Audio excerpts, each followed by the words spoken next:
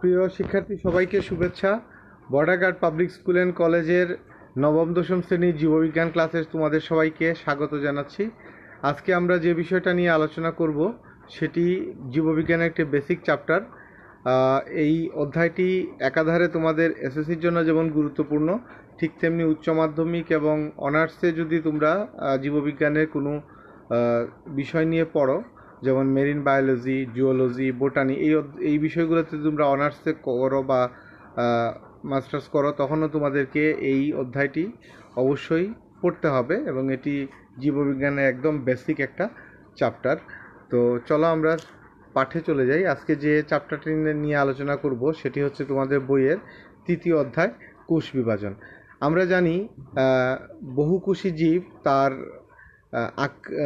আকৃতি যখন বাড়তে থাকে, যেমন আমরা যদি উদাহরণ হিসেবে মানুষকে ধরি, তুমি নিজেকে দিয়েই চিন্তা করতে পারো। তুমি যখন ছোট ছিলে, এখন তো অনেক বড় হয়েছে, তখন ওই আকার আর এখনকার আকার কি একই? নিশ্চয়ই না, দুটো আকার ভিন্ন। তুমি ছোটবেলা থেকে এখন শারীরিক গঠনে অনেক বেড়ে উঠেছো।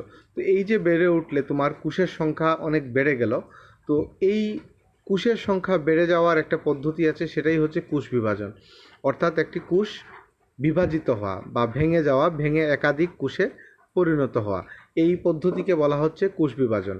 তো এই কোষ বিভাজন নিয়ে আলোচনা করার আগে তোমাদেরকে একটি বিষয় জানতে হবে, সেটা হচ্ছে যে কোষটি বিভাজিত হয় তাকে আমরা বলি মাতৃকোষ, এবং ইংরেজিতে একে বলা হয় মাদার সেল। আর যে কোষটি উৎপন্ন হয়, মানে যে কোষটি বা কোষগুলো উৎপন্ন হয়, মানে মাদার সেল বিভাজনের পরে যে কোষগুলো উৎপন্ন হয় সেগুলোকে আমরা বলি ডটার সেল বা অপত্য কোষ। এখন এই কোষ বিভাজন সাধারণত দুই প্রকার। একটা হচ্ছে মাইটোসিস, অপরটি হচ্ছে মিওসিস। নিম্ন শ্রেণীর জীবে আরেক ধরনের কোষ বিভাজন দেখা যায়, সেটার নাম হচ্ছে অ্যামাইটোসিস। তো এই অ্যামাইটোসিস আজ কয়েক বছর আগেও তোমাদের নবম দশম শ্রেণীর পাঠ্য ছিল, এখন শুধু এটি অষ্টম শ্রেণীতে পড়ানো হয়। এখনকার বইতে অ্যামাইটোসিস নিয়ে আলোচনা নাই। তো আমরা যে দুটো কোষ বিভাজন পদ্ধতি আছে সেটা নিয়ে আলোচনা করব। মাইটোসিস এবং মিওসিস, এই দুই ধরনের কোষ বিভাজন পদ্ধতি নিয়ে আলোচনা করা হয়েছে। তো এই দু ধরনের কোষ বিভাজনেই কিন্তু মাদার সেল বিভাজিত হয়ে একাধিক অপত্য কোষে পরিণত হয়। কিন্তু এই দুই ধরনের কোষ বিভাজনের মধ্যে একটা মৌলিক পার্থক্য হলো, এই মাইটোসিস কোষ বিভাজন হচ্ছে আমাদের দেহ কোষ গঠন করতে যে ধরনের বিভাজন হয় সেই বিভাজন হচ্ছে মাইটোসিস। আর জনন কোষ উৎপাদনের জন্য যে পদ্ধতিতে কোষ বিভাজিত হয় সেই কোষ বিভাজন পদ্ধতিটা হচ্ছে মিওসিস। আমি আবার রিপিট করছি, দেহ কোষ উৎপাদন করতে, মানে দৈহিক কাঠামো তৈরি করতে, হাত, পা, নখ, চুল, এই কোষগুলো তৈরিতে যে কোষ বিভাজন পদ্ধতি কার্যকর থাকে সেই পদ্ধতি হচ্ছে মাইটোসিস। আর মিওসিস হচ্ছে জনন কোষ উৎপাদন করতে করতে মিওসিস কোষ বিভাজন পদ্ধতি কার্যকর হয়। তো এই মাইটোসিস এবং মিওসিসের পদ্ধতির মধ্যে এমন কি পার্থক্য আছে যে মাইটোসিসের মাধ্যমে দেহ কোষ উৎপন্ন হয় আর মিওসিসের মধ্যে জনন কোষ উৎপন্ন হয়। তো প্রধান পার্থক্যটা হলো, মাইটোসিস কোষ বিভাজনে 2n সংখ্যক ক্রোমোজোম বিশিষ্ট, আমি আবার বলছি 2n সংখ্যক ক্রোমোজোম বিশিষ্ট কোষ উৎপাদন হয়, যেটি কিনা আবার মাতৃকোষের ক্রোমোজোমের সংখ্যার সমান।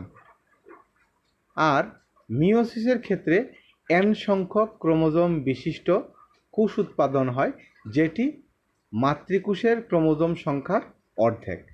মানে হচ্ছে মাইটোসিসে 2n সংখ্যক ক্রোমোজোম বিশিষ্ট, অর্থাৎ ডিপ্লয়েড বা double set of nuclear reticulum বিশিষ্ট কোষ উৎপাদন হচ্ছে, আর মিওসিসে হ্যাপ্লয়েড অথবা আমরা এটাকে বলতে পারি single set of nuclear reticulum বা n সংখ্যক ক্রোমোজোম বিশিষ্ট কোষ উৎপন্ন হয়। এবং মাতৃকোষ উভয় ক্ষেত্রেই কিন্তু ডিপ্লয়েড থাকে, 2n সংখ্যক ক্রোমোজোম বিশিষ্ট বা ডিপ্লয়েড কোষ থাকে। সেটি বিভাজিত হয়ে মাইটোসিস কোষ বিভাজনে ডিপ্লয়েড কোষ উৎপন্ন হয়, আর মিওসিস কোষ বিভাজনে হ্যাপ্লয়েড কোষ উৎপন্ন হয়। এটি হচ্ছে মূল পার্থক্য। এবং এর বাইরে আরও কিছু পার্থক্য আছে, যেমন মাইটোসিস কোষ বিভাজনে একটি মাতৃকোষ থেকে দুটি অপত্য কোষ উৎপন্ন হয়। মিওসিস কোষ বিভাজনে একটি মাতৃকোষ থেকে 4টি কোষ উৎপন্ন হয়। তো এভাবে আবার মাইটোসিস কোষ বিভাজনকে আমরা বলি যে সমীকরণিক কোষ বিভাজন। কারণ হচ্ছে এর মাতৃকোষে যতগুলো ক্রোমোজোম থাকে অপত্য কোষের ঠিক ততগুলো ক্রোমোজোমই থাকে।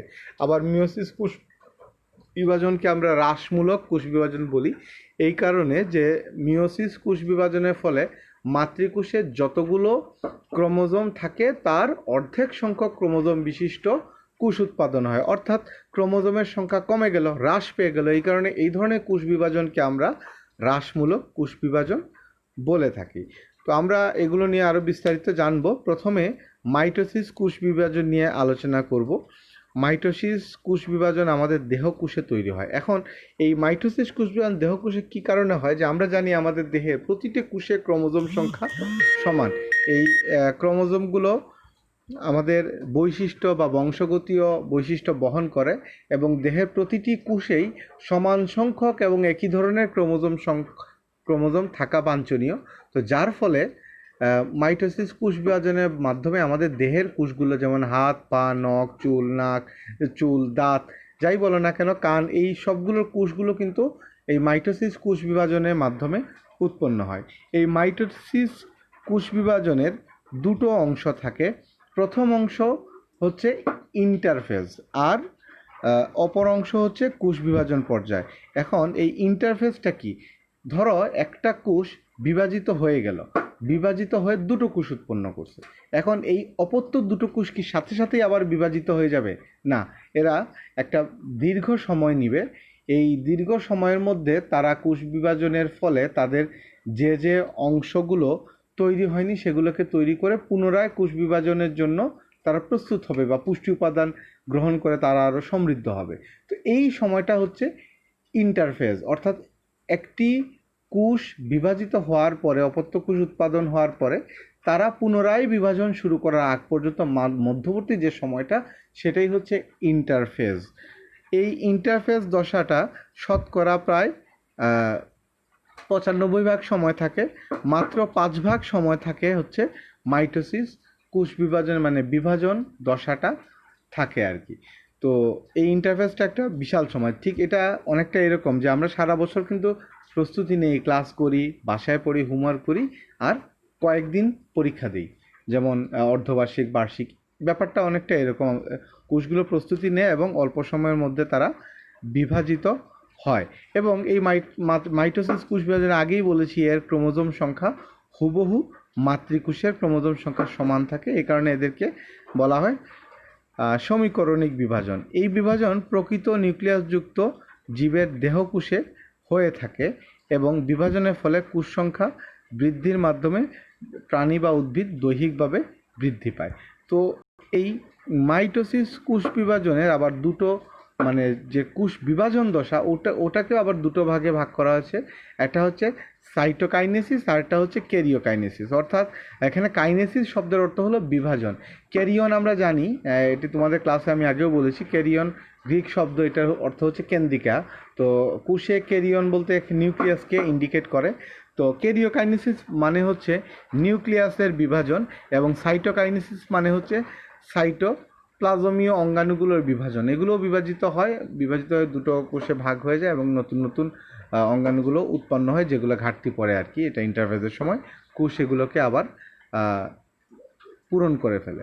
তো এখানে মূলত যে বিষয়টা নিয়ে আলোচনা করব সেটা হচ্ছে ক্যারিওকাইনেসিস। কারণ কোষ বিভাজনের সবচেয়ে গুরুত্বপূর্ণ অংশ হচ্ছে নিউক্লিয়াসের বিভাজন। এই নিউক্লিয়াসের বিভাজনের আবার 5টি পর্যায়ে ভাগ করা হয়েছে। এই পর্যায়গুলোর নাম হচ্ছে প্রোফেজ, প্রোমেটাফেজ, মেটাফেজ, অ্যানাফেজ এবং টেলোফেজ।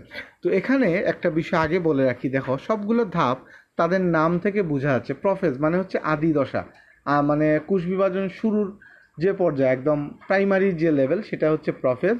এরপরে 3 নম্বর যে ধাপ সেটা হচ্ছে মেটাফেজ, অর্থাৎ মেটা শব্দের অর্থ মধ্যবর্তী, ফেজ মানে দশা, মানে একদম কোষ বিভাজনের মাঝামাঝি পর্যায়ে। ঠিক তার আগে মানে 2 নম্বর দশা, সেটা হচ্ছে প্রোমেটাফেজ, মানে হচ্ছে মেটাফেজ দশার ঠিক আগে। এরপরে হচ্ছে একদম শেষে দেখতে পাচ্ছি আমরা টেলোফেজ। তো টেলোফেজ মানে হচ্ছে শেষ, একদম শেষ দশা, বা তোমাদের বইতে এটাকে টেলোফেজ বলে। টেলোফেজ হচ্ছে শেষ দশা। এই সবগুলো নাম কিন্তু আমরা তাদের নামের মাধ্যমে তাদের ক্রমটা আমরা বুঝতে পারি। শুধুমাত্র আমরা বুঝতে পারছি না অ্যানাফেজ। অ্যানাফেজটা কিন্তু ক্রম বোঝায় না। অ্যানা শব্দের অর্থ বডি এবং ফেজ শব্দের অর্থ দশা। তো এটার এই ব্যতিক্রমী নাম কেন সেটা আমরা যখন অ্যানাফেজ নিয়ে আলোচনা করব তখন তোমাদেরকে বলবো, জাস্ট মাথায় রেখো বিষয়টা। তো আমরা প্রথমে আলোচনা করি প্রফেজ বা শুরুর যে দশা সেটি নিয়ে। এই প্রফেজ দশা হলো মাইটোসিসের প্রথম পর্যায়, একদম শুরুর দশা। এই পর্যায়ে নিউক্লিয়াসগুলো কি হয়, আকারে বড় হয় এবং ক্রোমোজোমগুলোতে ক্রমাগত পানির পরিমাণ কমতে থাকে। তো এই পানির পরিমাণ যখন কমে যায় তখন ক্রোমোজোমগুলো আস্তে আস্তে কী হয়, সংকুচিত হয়ে যায়, ছোট হয়ে যায়, মোটা হয়ে যায় এবং এগুলো মানে আকারে খাটো হতে শুরু করে। তখন এদেরকে কিন্তু অণুবীক্ষণ যন্ত্রের নিচে দেখা সম্ভব হয়। এই পর্যায়ে কিন্তু প্রতিটা ক্রোমোজোম আবার তাদের সেন্ট্রোমিয়ার বরাবর দুটো ভাগে ভাগ হয়ে যায়। একদম সেন্ট্রোমিয়ারে তারা জোড়া থাকে। আমি তোমাদেরকে চিত্রটা একটু বড় করে দেখাচ্ছি।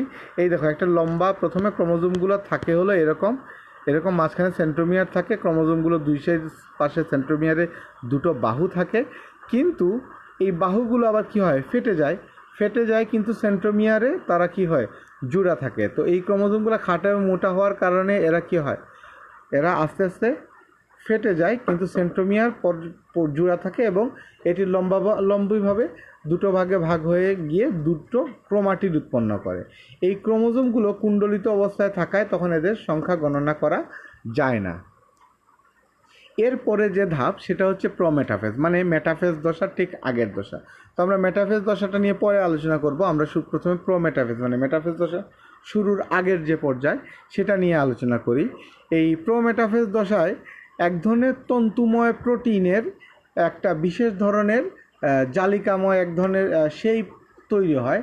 সেটাকে আমরা বলি মাকু যন্ত্র বা স্পিন্ডল যন্ত্র বা স্পিন্ডল অ্যাপারেটাস। এটা মাকু হচ্ছে, মাকু শব্দটার সাথে তোমরা পরিচিত না তেমনভাবে। মাকু হচ্ছে তাঁতিরা ব্যবহার করে, দুদিক সরু, মাঝখানটা মোটা এক ধরনের যন্ত্র, যেটা দিয়ে তারা কাপড় বোনার সময় এই মাকু যন্ত্রটা তারা ব্যবহার করে কাপড় বোনার সময়। তো এটাও আসলে এক ধরনের, তোমরা চিত্রের দিকে তাকাও, এই চিত্রের ফিগারটা মাঝখানে মোটা এবং দুটো মেরুর দিকে সরু, তো অনেকটা এই মাকুর মতো বলে একে মাকু যন্ত্রও বলা হয়। আর স্পিন্ডেল মানে হচ্ছে সূত্রাকার বা তন্তুময়। তো এটা অবশ্যই তন্তু দিয়ে তৈরি। ওই যে দ্বিতীয় অধ্যায়ে আমরা আলোচনা করেছিলাম যে সেন্ট্রিওল থেকে এই মাকুযন্ত্র বা স্পিন্ডেল অ্যাপারেটাস তৈরি হয়। আর উদ্ভিদ কোষের ক্ষেত্রে এটি সরাসরি মাইক্রোটিবিউলস থাকে এবং সেই মাইক্রোটিবিউলস থেকে অ্যাস্টার রে নির্গত হয়। এই নির্গত হওয়ার পরে এই অ্যাস্টার রেগুলোই কিন্তু এই স্পিন্ডল যন্ত্র তৈরি হয়। তো এই স্পিন্ডল তন্তুগুলোর সাথে আবার ক্রোমোজোমগুলো কি হয়, যুক্ত হয়ে যায়। এখন পাশে সে যে যে মাকুযন্ত্রের যে তন্তুটাকে পাবে সেটার সাথেই যুক্ত হয়ে যাবে। এখন এই যুক্ত হওয়ার বিষয়টা কি ক্রোমোজোমের যে কোনো অংশ দিয়ে না, যে কোনো অংশ দিয়ে নয়, এটি ক্রোমোজোমের সেন্ট্রোমিয়ারের সাথে যুক্ত হয়। এটি সেন্ট্রোমিয়ারের সাথে যুক্ত হয়। এখানে উদ্ভিদ এবং প্রাণীচিত দুই মধ্যে দেখা যাচ্ছে এবং পাশে যে তন্তুকেই সেই পাবে সাথে সাথে তার সাথে যুক্ত হয়ে যাবে। এবং তোমরা দেখো দুটো চিত্র যদি আমি মানে মেলাই, প্রোমেটাফেজ এবং মেটাফেজ, একই স্ক্রিনে দেখা যাচ্ছে দুটো ছবি। দেখো অলমোস্ট দুটো চিত্র কিন্তু সেম, এদের মধ্যে তেমন কোনো পার্থক্য মানে খালি চোখে দেখা যায় না। কিন্তু একটা বিশেষ পার্থক্য আছে, খেয়াল করে দেখো যে প্রোমেটাফেজ ধাপে ক্রোমোজোমগুলো কিন্তু এলোমেলো অবস্থায় আছে। মেটাফেজ ধাপে সবগুলো ক্রোমোজোম কিন্তু একটি বিশেষ সারিতে চলে আসছে, অর্থাৎ এরা বিষুবীয় রেখায়, একদম ঠিক বিষুবীয় বলতে একদম মাঝামাঝি বিষুবীয় অঞ্চলে এসে এরা জড়ো হয়। তো এই মেটাফেজ নিয়ে তোমাদের বইতে বলা হয় যে পর্যায়ে ক্রোমোজোমগুলো স্পিন্ডল যন্ত্রের বিষুবীয় অঞ্চল বা দুই মেরুর মাঝখানে অবস্থান করে। প্রতিটি ক্রোমোজোম সেন্ট্রোমিয়ার, বিষুবীয় অঞ্চল এবং দুই বাহু মেরুমুখী অবস্থান করে। এ পর্যায়ে ক্রোমোজোমগুলো সর্বাধিক খাটো এবং মোটা হয়। এই ক্রোমোজোমগুলো ক্রোমাটিড দুটির আকর্ষণ কমে যায় এবং বিকর্ষণ শুরু হয়। এবং এ পর্যায়ের শেষের দিকে সেন্ট্রোমিয়ারের বিভাজনগুলো শুরু হয়, কিন্তু বিভাজন পুরোপুরি হয় না, মানে এই ক্রোমোজোমগুলো আলাদা হয় না। নিউক্লিয়ার মেমব্রেন এবং নিউক্লিওলাসের সম্পূর্ণ বিলুপ্তি ঘটে। এই নিউক্লিওলাসের বিলুপ্তি শুরু হয়েছিল কিন্তু প্রোফেজ ধাপে, আর এই মেটাফেজ ধাপে এসে নিউক্লিওলাস সম্পূর্ণ বিলুপ্ত হয়ে যায় এবং এটি আবার একদম শেষ পর্যায়ে টেলোফেজ ধাপে আবার নতুন করে দুটো নিউক্লিওলাসের আবির্ভাব ঘটবে। তো আমরা সেটা নিয়ে পরে আলোচনা করব। আমরা এরপরে যাব অ্যানাফেজে। আমি আগেই বলেছি অ্যানাফেজ, তার নাম থেকে ক্রম বোঝা যায় না। অ্যানা শব্দের অর্থ বডি বা দেহ। তো এই ধাপের এরকম নামকরণ হওয়ার কারণ, যখন এই ক্রোমোজোমগুলোর ক্রোমাটিডগুলো সেন্ট্রোমিয়ার বরাবর ভাগ হয়ে যায়, দুটো ক্রোমাটিড আলাদা হয়ে যায়, সেন্ট্রোমিয়ার বরাবর এরা ভাগ হয়ে যায়, তখন তারা মেরু এই রশ্মিগুলোর টানে দুটো মেরুর দিকে রওনা হয়। প্রতিটি ক্রোমোজোম ভেঙে দুটুকরো হয়ে একটা ক্রোমোজোম চলে যায় এক মেরুর দিকে, অপর ক্রোমোজোম চলে যায় তার ঠিক বিপরীত মেরুর দিকে। তো যার ফলে তখন এরা VJLI ইংরেজি এই অক্ষরগুলোর মতো শেপ ধারণ করে। তো এরকম বিভিন্ন শেপ হওয়ার কারণ হচ্ছে সেন্ট্রোমিয়ারের অবস্থান। সেন্ট্রোমিয়ার একদম প্রান্তের দিকে থাকলে একরকম জ্যার মতো শেপ ধরে, সেন্ট্রোমিয়ার মাঝখানে থাকলে ভি এর মতো শেপ ধরে, এরকম আকৃতি হয়। এগুলোর উপর ভিত্তি করে আবার এই ক্রোমোজোমগুলোর বিভাজন আছে, যেমন অ্যাক্রোসেন্ট্রিক, মেটাসেন্ট্রিক, টেলোসেন্ট্রিক, যে সাবমেটাসেন্ট্রিক। মানে মেটাসেন্ট্রিক বলতে যেটা মাঝখানে সেন্ট্রোমিয়ার আছে, সাবমেটাসেন্ট্রিক মানে সেন্ট্রোমিয়ারটা মাঝখানে একটু আগে আছে, অ্যাক্রোসেন্ট্রিক মানে একদম প্রথম দিকে আছে, শুরুতে আছে, একটা প্রান্তে আছে, সাব অ্যাক্রোসেন্ট্রিক মানে একটা প্রান্তে। এরভাবে ক্রোমোজোমগুলো বিভাজন করা যায়। তো এই বিষয়গুলো নিয়ে তোমরা বড় ক্লাসে আসলে জানতে পারবে, তোমাদের এই অধ্যায়ে এসব নিয়ে আলোচনা নাই, তো আমিও ওইগুলোতে ঢুকবো না। তো ক্রোমোজোমগুলো এই VJLI এইরকম শেপ ধরে দুদিকে রওনা হয়ে যায়, এবং যখন তারা একদম মেরুতে পৌঁছে যায়, চিত্রটা খেয়াল করো, ঠিক তখনই কিন্তু এই অ্যানাফেজ ধাপের সমাপ্তি ঘটে টেলোফেজ ধাপের শুরু হয়। এই টেলোফেজ ধাপের ক্ষেত্রে কি হয়, যখন এই ক্রোমোজোমগুলো একদম শেষ পর্যায়ে পৌঁছে যায়, তখন উদ্ভিদ কোষের ক্ষেত্রে দুটো মেরুর মাঝখানে এক ধরনের প্রাচীর তৈরি হয়, সেলুলোজ তৈরি এক ধরনের প্রাচীর তৈরি হয়, এবং আস্তে আস্তে নিউক্লিয়াসে পুনর্ভাব ঘটে এবং অন্যান্য অঙ্গাণুগুলোর পুনর্ভাব ঘটে, এবং দুটো অপত্য কোষে পরিণত হয়। প্রাণী কোষের ক্ষেত্রে আবার এগুলো কী হয়, একটা খাঁজ তৈরি হয়, সেই খাঁজটা আস্তে আস্তে বাড়তে বাড়তে আলাদা হয়ে দুটো অপত্য কোষে পরিণত হয়। তো আমরা বইয়ের ভাষায় একটু দেখি যে টেলোফেজ নিয়ে বলা হয়েছে যে এটি মাইটোসিসের শেষ পর্যায়ে, এদিকে প্রোফেজের ঘটনাগুলো মানে প্রোফেজ ধাপে যেগুলো হয়েছিল এখানে তার বিপরীত ঘটনাগুলো ঘটে। ক্রোমোজোমগুলো পানি যোজন করতে শুরু করে, ওখানে পানি বিয়োজন করতে শুরু করেছে, এবং সরু লম্বা আকার ধারণ করে ওখানে খাটো এবং মোটা আকার ধারণ করেছে। তো অবশেষে এরা জড়িয়ে গিয়ে নিউক্লিয়ার রেটিকুলাম গঠন করে, এবং নিউক্লিয়াসে পুনরাবির্ভাব ঘটে, এবং নিউক্লিয়াস রেটিকুলামকে ঘিরে নিউক্লিয়ার মেমব্রেন সৃষ্টি হয়। ফলে দুই মেরুতে দুটি অপত্য নিউক্লিয়াস গঠিত হয়। এই নিউক্লিয়াস গঠিত হওয়ার পরে স্পিন্ডল যন্ত্রের কাঠামোটা ভেঙে পড়ে, তখন আর স্পিন্ডল যন্ত্রের প্রয়োজন নেই, এবং তন্তুগুলো ধীরে ধীরে কী হয়, অদৃশ্য হয়ে যায়। টেলোফেজ পর্যায়ের শেষে বিষুবীয় অঞ্চলে এন্ডোপ্লাজমিক জালিকার ক্ষুদ্র অংশগুলো জমা হয়, এবং এর পরে মিলিত হয়ে কোষ প্লেট গঠন করে। সাইটোপ্লাজমিক অঙ্গাণুসমূহের সমবন্টন ঘটে, ফলে দুটি অপত্য কোষ ডটার সেল সৃষ্টি হয়, এবং প্রাণীর ক্ষেত্রে স্পিন্ডলযন্ত্রের বিষুবীয় অঞ্চল বরাবর কোষঝিল্লিটি গর্তের মতো মানে একটা খাঁজের মতো তৈরি হয়, এবং সেই খাঁজটি আস্তে আস্তে ভিতরের দিকে ঢুকে একসময় দুটো কোষ কী হয়, আলাদা হয়ে যায়। তো এই হলো মাইটোসিস কোষ বিভাজনের 5টি পর্যায় ক্যারিওকাইনেসিসের। এরপরে সাইটোকাইনেসিস ঘটে, এবং সাইটোকাইনেসিসটা তোমাদের এখানে আলোচনা নাই। এখানে কি হয় যে প্রতিটি সাইটোপ্লাজমীয় অঙ্গাণুগুলো ভাগ হয় দুদিকে, তো যার ফলে এগুলো কমে যায়, সংখ্যায় কমে যায়, তখন আবার নতুন করে তৈরি হয়।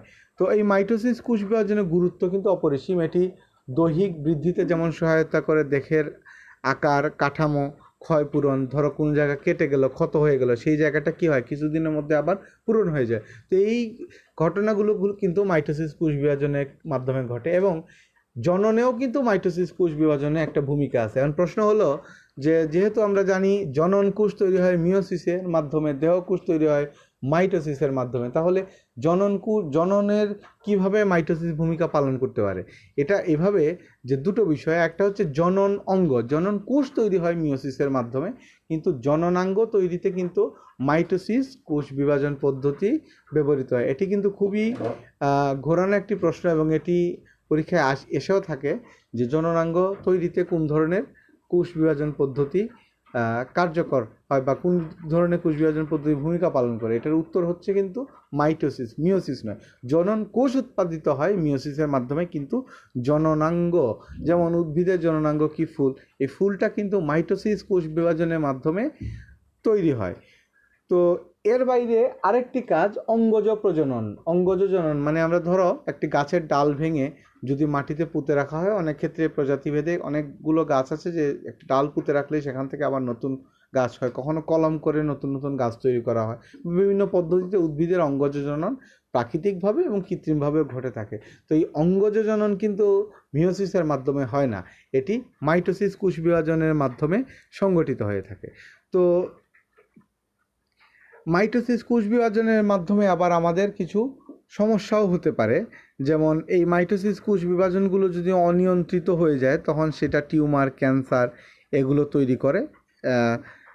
এগুলো আমাদের জন্য বিপজ্জনক। এই ক্যান্সার, টিউমার এগুলো হচ্ছে কি এক ধরনের অনিয়ন্ত্রিত কোষ বিভাজন। অনেক ক্ষেত্রে কোষের আকার এত বড় হয়ে যায় যে তারা রাক্ষসে হয়ে অন্যান্য কোষগুলোকে, বিশেষত শ্বেত রক্তকণিকার মধ্যে এটি দেখা যায়, যেটাকে আমরা ব্লাড ক্যান্সার বলি। যখন শ্বেত রক্তকণিকার পরিমাণ অত্যাধিক বেড়ে যায় অথবা আকারে বড় হয়ে যায় তখন জীবাণুগুলোকে মেরে ফেলে, আমাদের উপকার করে, কিন্তু এরপরে যে বিপদটা ঘটায় তারা দেহের লোহিত রক্তকণিকাগুলোকেও কিন্তু ভক্ষণ করে বা ধ্বংস করে বা বিনষ্ট করে ফেলতে থাকে। তখন আমাদের কিন্তু বেঁচে থাকাতে ভয়ঙ্কর বিপজ্জনক বিপদের মুখে পড়ে যায়। তো এই ধরনের ঘটনা ঘটায়। তো এর বিভিন্ন কারণ আছে, যেমন ক্যান্সার তো অনেক কারণেই হয়। কেমিক্যাল রিয়াকশনের কারণে হয়, বিভিন্ন ক্ষতিকর কেমিক্যাল পদার্থের কারণে হয়, তেজস্ক্রিয়তার কারণে হয়, কখনো কখনো কোনো জীবাণু, যেমন পেপিলোমা ভাইরাসের E6 এবং E7 এই দুটি জিন কিছু প্রোটিন সৃষ্টি করে যা কোষ বিভাজন নিয়ন্ত্রক প্রোটিন অণুসমূহকে স্থানচ্যুত করে অস্বাভাবিক কোষ বিভাজন করে ফেলে।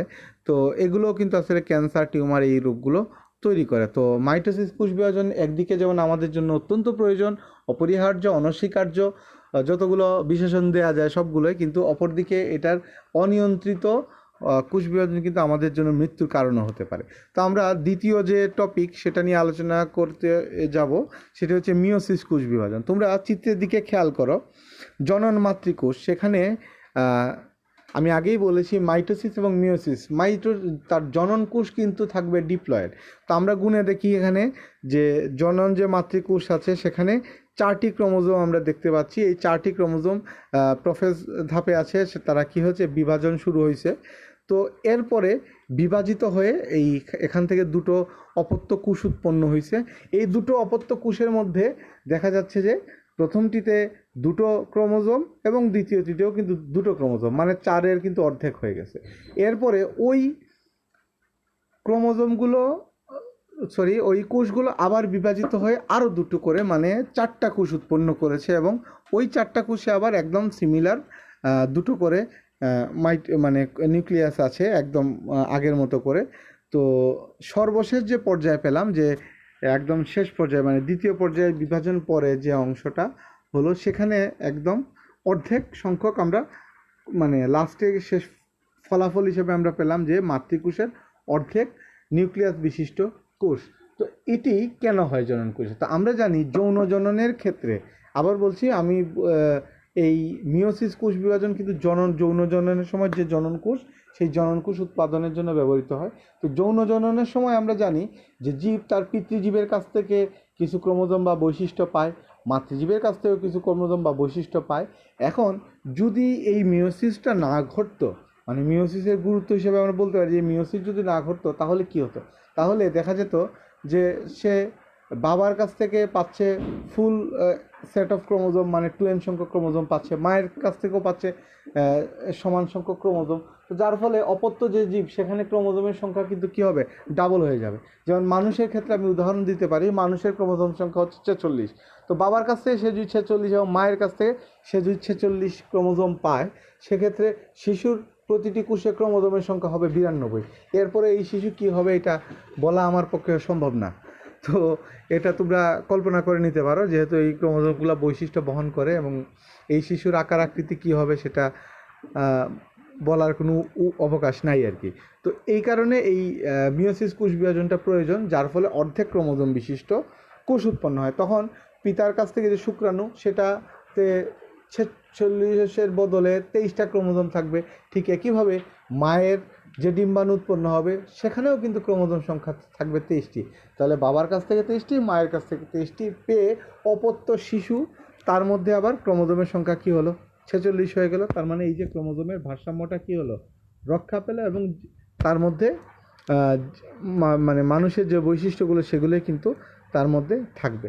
এখন এই মিওসিস কোষ বিভাজন মাইটোসিসের সাথে পার্থক্যগুলো আমি আগেই বলেছি যে এখানে অর্ধেক হয়ে যায় মাইটোসিসে, ক্রোমোজোমের সংখ্যা সমান থাকে। মাইটোসিসে বিভাজন একবার ঘটে আর মিওসিসে বিভাজন দুইবার ঘটে। মাইটোসিসে একটি কোষ থেকে দুটো কোষ উৎপন্ন হয় এবং মিওসিসের ক্ষেত্রে একটি কোষ থেকে চারটি কোষ উৎপন্ন হয়। তো এই যে বিষয়টা তোমাদেরকে এখানে একটা ছবির মাধ্যমে দেখানো হয়েছে যে এই মিওসিসের গুরুত্বটা কী, যে প্রথমে 2n সংখ্যক পিতৃ এবং 2n সংখ্যক মাতৃ কোষ থেকে n সংখ্যক ক্রোমোজোম বিশিষ্ট শুক্রাণু এবং n সংখ্যক ক্রোমোজোম বিশিষ্ট ডিম্বাণু উৎপন্ন হয়। সেগুলো মিলে আবার যে জাইগোট তৈরি হচ্ছে, সেই জাইগোটটা আবার কি হচ্ছে 2n সংখ্যক। এখানে দুটো কালার ইউজ করা হয়েছে, কমলা কালার দিয়ে ডিপ্লয়েড এবং হলুদ কালার দিয়ে হ্যাপ্লয়েড বোঝানো হয়েছে। তো সর্বশেষ পর্যায়ে দেখা গেলে একদম জীবগুলোর এই যে ক্রোমোজোমের ভারসাম্যটা ঠিক আছে। তবে এখানেও কিন্তু মাঝে মাঝে কিন্তু বাস্তবে এগুলোর ব্যতিক্রম ঘটে, একদম অনুরূপ থাকে এরকম না, মাঝে মাঝে এটা ব্যতিক্রম ঘটে, যদিও এই ধরনের উদাহরণ বিরল। তারপরেও কিন্তু একদম নাই এরকম না যে ক্রোমোজোম সংখ্যার পরিবর্তন হয়ে গেছে, এরকম ঘটনাও কিন্তু ঘটে। তো উদাহরণ হিসেবে তোমাদের বইতে দেয়া আছে ব্যাঙের একটি প্রজাতি যেটার নাম ছিল জেনোপাস ট্রপিক্যালিস। এই প্রজাতির ব্যাঙে ক্রোমোজোমের সেট কোনো একটা কারণে সেটা দ্বিগুণ হয়ে জেনোপাস লেভিস প্রজাতি উৎপত্তি হয়েছে। মানে এটা সম্পূর্ণ আলাদা ধরনের এক ধরনের ব্যাঙ, যেটা বৈশিষ্ট্য সম্পূর্ণ ভিন্ন আর কি। তোমরা এখানে ছবি দেখো, এখানে দুটো ব্যাঙের ছবি দেওয়া হয়েছে। প্রথম একদম উপরে হচ্ছে জেনোপাস লেভিস এবং নিচেরে হচ্ছে জেনোপাস ট্রপিকাস। একদম দেখেই বুঝতে পারছো যে এটার আকার কিন্তু ওই আগের প্রজাতি থেকে অনেক বড় হয়ে গেছে। তো এগুলো অনেক ক্ষেত্রে প্রাকৃতিকভাবে হয়, অনেক ক্ষেত্রে মানুষ ইচ্ছাকৃতভাবে এই ঘটনাগুলো ঘটায় জেনেটিক ইঞ্জিনিয়ারিংয়ের মাধ্যমে। এখন তো জিএমও একটা গুরুত্বপূর্ণ বিষয় বায়োলজিতে, যেটার পূর্ণ অর্থ হচ্ছে জেনেটিক্যাল মডিফাইড অর্গানিজম। এই বিষয়গুলো কিভাবে করা হয় সেটা নিয়েও তোমাদের বইয়ের শেষের দিকে জীব প্রযুক্তি একটি অধ্যায় আছে, সেখানে আমি আলোচনা করব একদম শেষ অধ্যায়, চতুর্দশ অধ্যায়ে এটা এই যে জিএমও কীভাবে করা হয় বা জেনেটিক্যাল ইঞ্জিনিয়ারিংয়ের বিষয়গুলো কীভাবে, এগুলো নিয়ে সামান্য একটু আলোচনা আছে। তো তোমরা এই বিষয়টা নিয়ে তখন আশা করি আলোচনা করব। তো এগুলো মানুষ ঘটায় এবং এর ফলে শুভ এবং অশুভ দু ধরনেরই পরিণাম হয়, ভালো খারাপ দু ধরনের বিষয়ই আছে। এবং এই কোষ বিভাজনটা আমাদের জন্য যেমন গুরুত্বপূর্ণ, ঠিক তেমনি এটি বায়োলজিরও একদম বেসিক চ্যাপ্টার। যে কোনো কিছু বুঝতে গেলে বায়োলজি তোমাদের এই কোষ বিভাজন সম্পর্কে ধারণা থাকতে হবে। তাই অধ্যায়টি ভালো করে পড়বে এবং আমি হোমওয়ার্ক গ্রুপে দিয়ে দিব। আর যদি কোনো প্রশ্ন থাকে তাহলে গ্রুপে প্রশ্ন করতে পারো অথবা সরাসরি আমার হোয়াটসঅ্যাপেও নক করতে পারো। পরবর্তী ক্লাসে আমি তোমাদের ওই প্রশ্নগুলোকে সেন্টার করে আলোচনা করব। ধন্যবাদ সবাইকে।